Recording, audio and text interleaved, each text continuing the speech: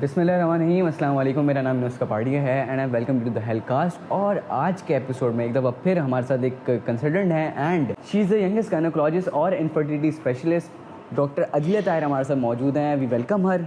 और सबसे पहले स्टार्ट करते हैं आपके एजुकेशन की तरफ से कि आपने अपनी एजुकेशन गायनी स्पेसिफिकली उसको किस तरीके से आपने दिया। अगर मैं अपने चाइल्डहुड की बात करूँ ना, तो I belong to a very non professional family, जिसमें कभी कोई किसी ने अपना प्रोफेशनल कैरियर परस्यू नहीं किया। I was the only one जिसने जो बहुत ज़्यादा इंटरेस्टेड थी पढ़ाई में, and I was very studious student. ठीक है, और मैं तभी अपने बचपन से ही मैं चाहती थी कि I should be a doctor. बस अल्लाह ताला ने जो है बहुत साथ दिया। और मेरे पेरेंट्स का खुद बस जब मैंने मैंने ये सोचा कि मुझे एक डॉक्टर बनना है, तो फिर उन्होंने मेरा आई वॉज़ नॉट एक्सपेक्टिंग कि मेरे पेरेंट्स मुझे इसमें बहुत सपोर्ट करेंगे। लेकिन जब मैंने ये अपनी ख्वाहिश ज़ाहिर की, तो उन्होंने बोला नहीं, you should go for it. और फिर मैंने अपनी basic education in medical college complete की, अपना MBBS कंप्लीट किया। इसके बाद जो है ऑब्वियसली मेरी शादी हो गई, डिफरेंट फील्ड हुई। जब मैंने as an internship gynae choose किया, तो तब मेरा इंटरेस्ट डेवलप होना स्टार्ट हुआ कि gynae is a good field, और स्पेशली जो है फीमेल्स के लिए it's a very good field. और मुझे वैसे भी बहुत ज़्यादा जैसे स्टूडियस टाइप, पहले तो मुझे ऐसा लगता था कि शायद I can not work like that जितना गायनी में काम होता है, क्योंकि गायनी में there is no working hours ना। उसमें आपको you have to cover, you have to work day and night. तो ये इसकी जो बहुत ज़्यादा कमिटमेंट, मुझे शुरू में ऐसा लगता था कि शायद मैं इसको कोप अप नहीं कर पाऊँगी। लेकिन जब मैंने हाउस जॉब किया, तो ऑटोमेटिकली मेरा पैशन डेवलप हुआ। इसके बाद मेरी शादी जो है ऐसे घर में हो गई जहाँ पे सब लोग डॉक्टर्स हुए, और मेरी जो मदर इन लॉ हैं वो गायनेकोलॉजिस्ट, उनको जब मैंने उनको देखा तो मैंने आइडियलाइज़ करना शुरू किया उनको। और फिर मैंने सोचा कि नहीं, मुझे यही करना है। सपोर्ट मिल जाती है ना, अगर घर में एक और होता तो। जी, उन्होंने मुझे बहुत ज़्यादा सपोर्ट किया। उन्होंने और मेरे हस्बैंड ने बहुत ज़्यादा सपोर्ट किया मुझे मेरे कैरियर को परस्यू करने में क्योंकि ऑब्वियसली जब आप गायनी ऑप्स चूज़ करते हो, तो ऑब्वियसली इसकी रेजिडेंसी जो पोस्ट ग्रेजुएट लेवल पे residency, it's very tough. 36 hours working hours straight away होते हैं, and her 4 day on night calls होती हैं। तो और 4 इयर्स की इतनी हेक्टिक रेजिडेंसी होती है, जो मैंने अपने बच्चों के साथ अल्लाह ने करवाया, लेकिन हो गई अल्हम्दुलिल्लाह। अच्छा, तो आप यंगेस्ट गायनेकोलॉजिस्ट भी हैं, तो एक जनरल बात करता हूँ, how do you feel like to be a youngest gynaecologist? Youngest gynaecologist तो बहुत सारे बन सकते हैं, क्योंकि अगर आप अपना मुझे अल्हम्दुलिल्लाह एक जो है ना वो सपोर्ट मिला अपनी फैमिली से। तो मैंने शादी के फ़ौरन बाद ही अपना पार्ट 1 क्लियर किया, अपना MRCOG दिया। मैं MRCOG पार्ट 2 दे रही हूँ, MRCOG में आगे MRCOG अपनी मेरी इंग्लैंड की डिग्री रहती है, वो मैं कंप्लीट कर रही हूँ। एक मैंने FCPS कर लिया है, जो यहाँ की डिग्री है। ठीक है, वो कंप्लीट करके इसके बाद फिर अब अच्छा लग रहा है, सही है अल्हम्दुलिल्लाह। अब तो सब नॉर्मल है, अब आपका हॉस्पिटल है, आपने जाना है बनाना है, कोई इस तरीके नहीं। लेकिन अब ये है कि मैंने सब स्पेशलिटी जो है वो इनफर्टिलिटी में I am doing in vitro fertilisation, IVF, ICSI, I am doing that in Australian concept. Okay, Australian concept infertility centre में मैं IVF कर रही हूँ अल्हम्दुलिल्लाह। That's really good, we hope for that, hope for the best. And अब हम आते हैं टॉपिक की तरफ ना, कि आज का हमने टॉपिक वैसे डिसाइड करा था कि जो ब्लड प्रेशर के जो इश्यूज़ होते हैं वाइल प्रेगनेंसीज़, जो कि हम देखते हैं हर डेली लाइफ में देखते हैं, डॉक्टर वो आपके पास कितने पेशेंट्स भी आते हैं, तो आपका उनके साथ क्या एक्सपीरियंस रहता है? सबसे पहले तो इम्पोर्टेंट बात यह है कि लोगों को इतनी अवेयरनेस होनी चाहिए कि this is the 3rd major cause of maternal death. Maternal death का मतलब प्रेगनेंसी रिलेटेड इशूज़ से जो डेथ होती है, उसमें हाइपरटेंशन या ब्लड प्रेशर की बीमारी की वजह से सबसे ज़्यादा मैटरनल डेथ्स हो रही हैं पूरी दुनिया में। ठीक है, सबसे ज़्यादा हमारे यहाँ पोस्टमार्टम हैमरेज से भी होती हैं, लेकिन it is 2nd and 3rd cause. Postmortem haemorrhage is the first cause, 2nd जो होता है वो इन्फेक्शन इन प्रेगनेंसी होता है, एंड 3rd मेजर कॉज होता है। और वेस्ट में भी इसकी वजह से डेथ्स होती हैं। ठीक है, हमारे यहाँ तो और नेग्लिजेंस होती हैं, क्योंकि प्रॉपर एंटीनेटल चेकअप्स नहीं होते। पेशेंट रूल आउट ही नहीं होता उसका कि भाई उसका ब्लड प्रेशर हो रहा है, क्योंकि समटाइम्स पेशेंट जब शुरू में बेसिकली जो हाइपरटेंशन इन प्रेगनेंसी ये होता है कि जब पाँचवें महीने का हमल होता है, उस टाइम पे पेशेंट जो है वो जब एंटीनेटल विजिट करती है तो हम उनके ब्लड प्रेशर जब जितना बुकिंग विजिट से वो आ रही होती है हम उसका ब्लड प्रेशर मॉनिटर कर रहे होते हैं। तो उसमें ब्लड प्रेशर समटाइम्स क्या होता है, आप पेशेंट की कोई कंप्लेन नहीं होती, बट हमें स्क्रीनिंग में पता चलता है कि पेशेंट हाइपरटेंशन की तरफ जा रही है। मतलब उसको सिम्टम्स नहीं हो रहे होते लेकिन वो इंटरनली होता है। हाँ, इस सिम्टम्स उसको तब शुरू होते हैं जब वो एक्सट्रीमली हाई होता है। अच्छा, जब वो सब ऑप्टिमल होता है तो पेशेंट को समटाइम्स कोई सिम्टम्स नहीं होते, नॉन सिम्टोमेटिक होते हैं ये सारी चीज़ें। एसिम्टोमेटिक होती है। और बात ये होती है कि जैसे ही ब्लड प्रेशर 140/90 से ज़्यादा होना शुरू हो तो उसको उस पेशेंट को हम लेबल कर देते हैं कि she is developing hypertension in pregnancy, ठीक है। और इट इज़ और इसका जो मेजर जो फर्स्ट प्रेगनेंसी लोग होते हैं, फर्स्ट प्रेगनेंसी में तो कुछ होता ही नहीं है। First pregnancy is high risk pregnancy, उसमें हमें नहीं पता होता कि उसकी कैसे डिलीवरी होगी, वो पेशेंट कैसा रिएक्ट करेगी। और हाइपरटेंशन प्रेगनेंसी में जो होता है वो सबसे ज़्यादा कॉमन इन प्राइमरी पेरिस, यानी जो first pregnancy is the risk factor. फिर एक्सट्रीम ऑफ एजेस होता है, ओबेसिटी होता है, history of hypertension in family होता है, या पेशेंट जो एग्जिस्टिंग हाइपरटेंशन होता है वो उसकी कॉम्प्लिकेशंस प्रेगनेंसी में, वही हाइपरटेंशन जो है प्रेगनेंसी में एग्रेसिव हो सकता है। Okay. तो बेसिकली अब हमने जब वही बात की कि ना ये एक स्टार्ट लेवल पे पता नहीं चलता कि इसके क्या सिम्टम्स वगैरह हैं, तो जब ये बढ़ जाता है इसके सिम्टम्स क्या आने शुरू होते हैं? पेशेंट सबसे पहले कंप्लेन घबराहट की करता है, हेडेक की करता है कि मुझे बहुत हेडेक हो रहा है, घबराहट हो रही है, अनईजी फीलिंग होती है पेशेंट की होती है। और दूसरा ये कि बॉडी के अंदर जो है ना, आप देखेंगे उस बॉडी में पफ़ी फीलिंग होती है, जिसको हम एडिमा कहते हैं अपनी लैंग्वेज में। एडिमेटस होना लगती है बॉडी, पूरे जनरलाइज एडिमा होना शुरू हो जाता है बॉडी में। तो वो वैसे प्रेगनेंसी में लोग इस तरह इग्नोर कर देते हैं कि एडिमा तो प्रेगनेंसी में होता है। ऑब्वियसली स्वेलिंग होती है प्रेगनेंसी में, लेकिन उसको हम इग्नोर नहीं कर सकते। उसमें हमें टेस्ट कराना होता है, यूरिन एनालिसिस कराना होता है, जिसमें हम देख रहा होता है कि आपके जिस्म के अंदर प्रोटीन, जिसको फौलाद कहा जाता है, वो तो जिस्म में से लॉस नहीं हो रहा। क्योंकि अगर वो लॉस हो रहा है तो ये बहुत सीरियस प्रॉब्लम है। क्योंकि हाइपरटेंशन इन इटसेल्फ अगर कंट्रोल हो जाए तो ठीक है, लेकिन अगर प्रोटीन यूरिन में आना शुरू हो जाए तो ये कॉम्प्लिकेशन हो गई हाइपरटेंशन की, और इसकी वजह से फिट्स पड़ सकते हैं पेशेंट को फिट्स पड़ सकते हैं, स्ट्रोक हो सकता है। और पेशेंट जो है उसको मतलब वो पेशेंट अगर कुछ एस्पिरेट कर ले तो वो वेंटिलेटर पे जा सकता है। और अगर मेजर ब्लीड अगर ब्रेन के अंदर हो जाए तो पेशेंट की डेथ हो सकती है। तो ये मतलब डायरेक्ट जो थर्ड रेशियो है इसका, तो ये डायरेक्ट डेथ पे आता है उसको। डेथ पे आता है, क्योंकि समटाइम्स इग्नोर्ड हो जाते हैं। समटाइम्स जब पेशेंट्स हमारे पास लेकर आते हैं, पेशेंट कॉम्प्लिकेट हो चुका होता है, वो फिट कितनी दफ़ा होता है कि अब वो हमारे पास एक्लेम्प्टिक फिट में फ़र्स्ट टाइम आ रहा होता है। एक्लेम्प्टिक फिट इस जो हाइपरटेंशन की वजह से फिट पड़ता है, हम उसको एक्लेम्प्टिक फिट बोलते हैं। Okay. तो एक्लेम्प्टिक फिट के साथ आ रहा होता है और उसको मैनेज करते हैं, उसको वेंटिलेटर पे डालते हैं। अगर समटाइम्स रिकवर हो जाता है, अगर उसको प्रॉपर मैनेजमेंट उस टाइम पे हम है, उसका ब्लड प्रेशर कंट्रोल कर लें, लेकिन अगर उसको मल्टीपल फिट्स पड़ते रहे तो पेशेंट की डेथ हो डॉक्टर के पास जाए तो ये क्योर हो सकता है। अब हमारे तो क्या है कि हम गूगल पे देख लेते हैं, भाई ये प्रॉब्लम्स हो रही हैं, गूगल पे देख लिया, उसकी दवाइयाँ गूगल से ही देख ली और वो स्टार्ट ली। हाँ, डॉक्टर के पास जाना हमें प्रेफर ही नहीं करते हम लोग। हाँ, तो वो आप क्योंकि जब हाइपरटेंशन एंटीनेटली डायग्नोस होता है उसको हम मेडिसिन से बहुत अच्छा कंट्रोल कर सकते हैं, और जब वो कंट्रोल हो जाते हैं तो उसकी कॉम्प्लिकेशन ऑटोमेटिकली हम प्रिवेंट कर सकते हैं। कॉम्प्लिकेशन में एक तो मैंने आपको फिट बता दिया, एक मैंने स्ट्रोक बता दिया, एक हेल्प सिंड्रोम भी होता है।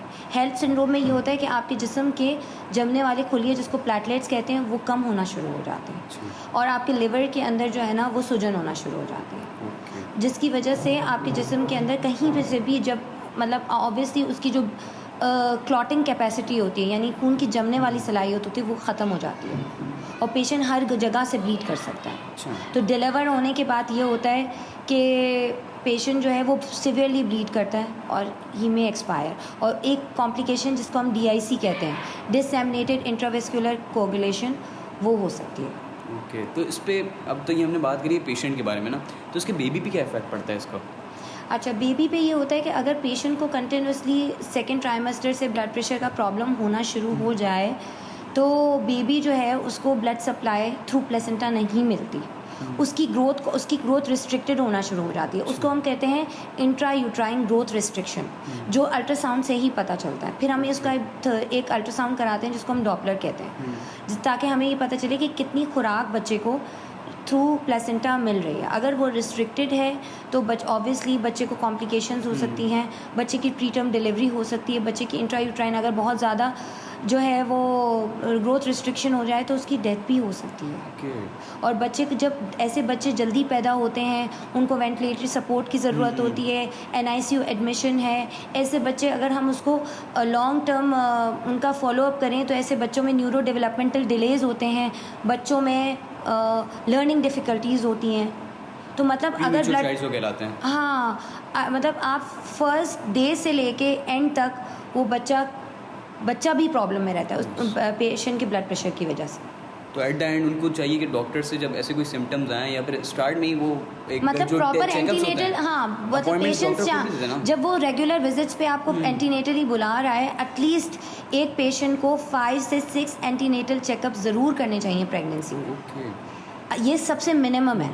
अच्छा। वरना अगर कोई पेशेंट जिसको ब्लड प्रेशर है उसको तो हम 2 वीकली भी बुलाते हैं, मतलब 15 डेज़ में भी बुलाते हैं। और समटाइम्स अगर रिस्ट्रिक्शन हो, ग्रोथ रिस्ट्रिक्शन हो या उसका प्री एक्लेम्शिया उसने डेवलप कर लिया है तो हम उस पेशेंट को एडमिट भी कर लेते हैं। और समटाइम्स अगर ब्लड प्रेशर 160/110 तक आ रहा है, पेशेंट को हेडेक हो रहा है, तो हम उसको स्क्रीनिंग और कंट्रोल ऑफ ब्लड प्रेशर के लिए उस पेशेंट को एडमिट होना चाहिए, अदरवाइज़ वो कॉम्प्लिकेशन की तरफ जा सकता है। ओके।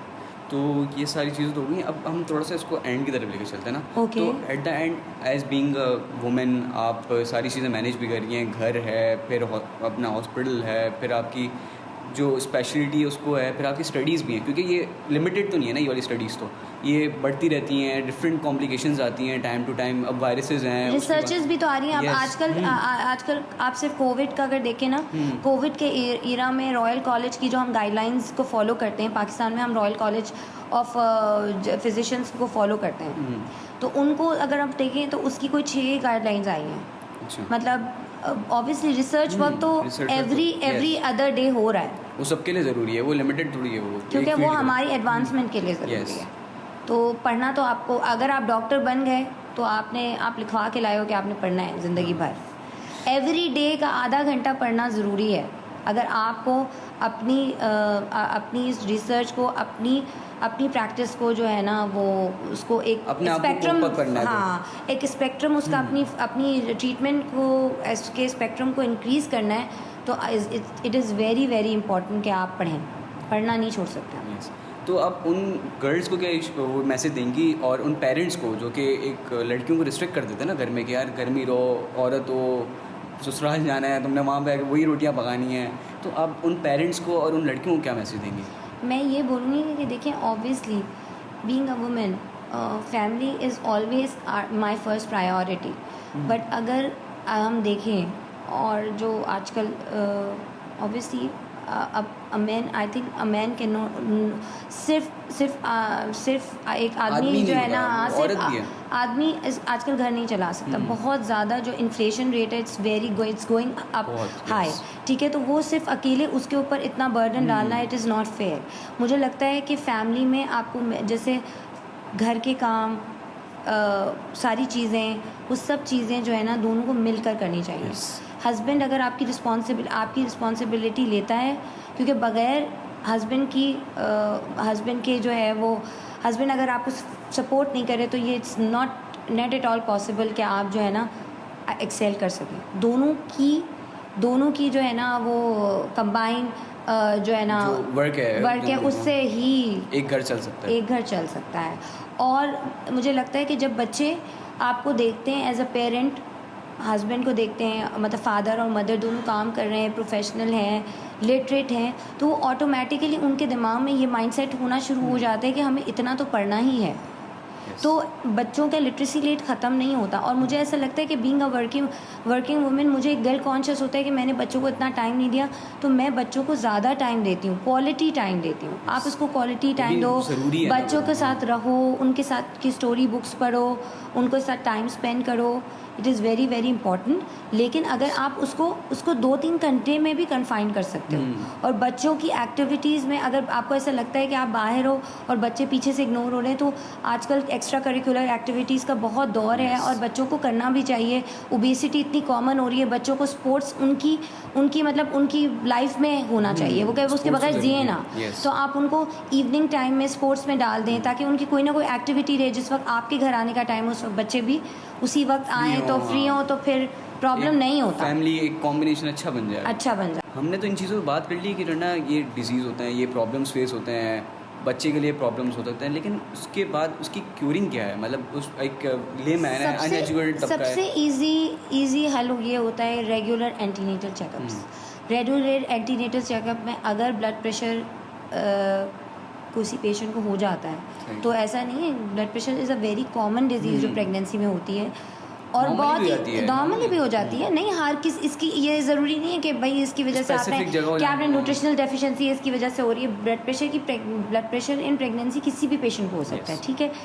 इसका सबसे अच्छा प्रिवेंशन है रेगुलर एंटीनेटल चेकअप्स। अगर रेगुलर एंटीनेटल चेकअप्स में आपका ब्लड प्रेशर का प्रॉब्लम डायग्नोस हो जाता है और उसको बहुत प्रॉपर्ली ट्रीट किया जा सकता है मेडिसिन पे, तो ये बहुत इजीली जो है ना प्रॉब्लम्स इसके सॉर्ट आउट हो जाते हैं। उसमें हम प्रॉपर सर्विलेंस करते हैं बेबी की भी, कहीं भी कोई प्रॉब्लम आता है उसको हम एड्रेस करते हैं और बहुत आसानी से चीज़ें से आप बाहर निकल आते हैं। हाँ, अगर निगलेक्टेड प्रेगनेंसी रही तो फिर कॉम्प्लिकेशंस हो सकती है, लेकिन अगर पेशेंट का प्रॉपर सर्विलेंस है और कंप्लायंस है towards doctor, towards antenatal checkups, towards the medicines, very important. Anti hypertensive medications अगर प्रॉपरली टाइम पे लेंगे तो कोई कॉम्प्लिकेशंस नहीं होती है। ओके, तो अब एक अनएजुकेटेड तबका है, एक देसी तबका है, वो नहीं बिलीव करते हैं सारी चीज़ों में कि डॉक्टर को दिखाएं, मॉडर्न चेकअप्स जो बेसिकली कहलाते हैं। अब तो मॉडर्न टाइम है ना, अब वो उसका नहीं होता, वो अब बस देसी चीज़ों में, देसी टोटके उन सब में, तो उनके लिए क्या है? उनके लिए यही है कि उनको जाना चाहिए डॉक्टर के पास। देखिए हमारे पास सिविल हॉस्पिटल है, जना है, अगर आपके पास, और इतने स्पेशली अगर मैं कराची की बात करूँ तो इतने चैरिटेबल हॉस्पिटल्स हैं जिनकी फ़ीस या तो कम, बहुत ही महदूद है, या है ही नहीं। तो वहाँ पे हमारे पास इतनी सैलानी है, अल कादिर है, और हमारे पास इतनी जगह है कि ऐसा कुछ नहीं है कि अगर आपके पास जो है वो फंड्स नहीं है, फाइनेंशियल कंस्ट्रेंट्स हैं, उसकी वजह से आप एंटीनेटल चेकअप्स नहीं करा रहे हैं। आजकल हर किसी भी डॉक्टर के पास जाएंगे उसको हाइपरटेंशन, स्पेशली अगर वो गायनेकोलॉजिस्ट के पास जाता है तो ये प्रॉब्लम आराम से एड्रेस हो सकता है और हो सकता है। लेकिन हाँ, अगर आपने उसको निगलेक्टेड छोड़ दिया, चीज़ें इग्नोर हो गई, प्रॉब्लम्स हो गई, तो फिर कॉम्प्लिकेशंस हो सकती हैं। लेकिन अगर वो पेशेंट टाइमली, क्योंकि मेरे पास काफ़ी चैरिटेबल हॉस्पिटल्स की पेशेंट रेफ़र होते हैं, तो हम उनको देख रहे होते हैं, पेशेंट्स आ भी रहे होते हैं, पेशेंट्स में काफ़ी अवेयरनेस आ गई। मुझे लगता है पाकिस्तान में स्पेशली कराची के अंदर लड़कियां भी आजकल एजुकेटेड होती हैं, मैट्रिक तो किया हुआ ही होता है, तो वो लोग आ रही हैं। लेकिन अभी मज़ीद तो ज़रूरी हो गया। हाँ, अब मज़ीद और अवेयरनेस की ज़रूरत है कि एंटीनेटल चेकअप्स में कोई बुराई नहीं है। डॉक्टर अल्ट्रासाउंड करके आपका ऑपरेशन विदाउट एनी रीज़न नहीं करेगा, और ये नहीं है कि हाइपरटेंशन पेशेंट को हो गया तो वो पेशेंट का अब ऑपरेशन ही होगा। पेशेंट को ऑपरेशन तो ऑब्स्टेट्रिक रीजंस की वजह से होगा कि अगर पेशेंट का जो है ब्लड प्रेशर सही नहीं है तो हम उस पेशेंट को इंड्यूस कर सकते हैं, हम उसको नॉर्मल डिलीवर करा सकते हैं। ज़रूरी नहीं है कि उसका सी सेक्शन पे वो एंड अप होगी। सी सेक्शन तभी होगा जब उसका कोई ऑब्स्टेट्रिक रीज़न होगा, जब रीज़न होगा सिजेरियन सेक्शन का। ब्लड प्रेशर ज़्यादा होने की वजह से हम सिजेरियन नहीं करते। तो ये बात जो कॉमन मैन में ये प्रॉब्लम होता है कि वो लोग ये समझते हैं कि अगर हम ज़्यादा सर्विलेंस कराएंगे तो डॉक्टर ऑपरेशन कर देगी। तो प्लीज़ आप ये अपना मिसकंसेप्शन में मिथ्स अपने दिमाग से हटा दें और ये समझें कि आपको डॉक्टर के पास इसलिए जाना है कि जो प्रॉब्लम्स हैं हम उनको एड्रेस करें। और आप भी और हम जो है, स्पेशली मैं गवर्नमेंट सेटअप्स की बात करूँ, वेलफेयर फाउंडेशंस की बात करूँ, ये लोग तो बहुत अच्छा, इनके पास कंटिन्यूस डॉक्टर्स होते हैं, सर्विलेंस होती है, तो हम लोग पूरा नॉर्मल डिलीवरी का ट्रायल देते हैं। इवन अगर हाइपरटेंसिव पेशेंट भी हो, क्योंकि hypertensive patient even fit in pregnancy के लिए भी, जो अगर प्रेगनेंसी में फ़िट हो जाए उसमें भी हम फ़ौरन ऑपरेशन नहीं करते। अगर पेशेंट नॉर्मल डिलीवर हो रही होती है, उसकी अच्छी फाइंडिंग्स होती हैं, तो हम नॉर्मल डिलीवर कराते हैं उसको। सही है। तो बात यह है कि एक leading cause of maternal death है, लेकिन इसकी बहुत सिंपल सोल्यूशन है रेगुलर एंटीनेटल चेकअप्स। तो ताकि ये टाइमली पिक हो जाए, टाइमली डायग्नोस हो जाए और टाइमली ट्रीट हो जाए। लेट हो जाएगा तो बेबी और मदर दोनों के लिए नुकसान। तो इसी के साथ अपने पॉडकास्ट करते हैं एंड, और आखिर में यही कहना चाहूँगा कि यार आप सिर्फ गूगल के पास नहीं है, कंसल्टेंट्स हैं आपके पास, ना सारे ताहिर मेडिकल सेंटर है जो 24/7 है आपके पास। उसमें मतलब काफ़ी तरीके के डॉक्टर्स हैं, वो आपको दिखाएंगे हम अपने हेल्थ कास्ट में आहिस्ता। और फिर आपको नीचे हेल्पलाइन नंबर भी नज़र आ रहा होगा, वेबसाइट भी है, आप आएँ हॉस्पिटल, और कोई भी डिजीज़ है आपको, ताहिर मेडिकल सेंटर आपके साथ है 24/7।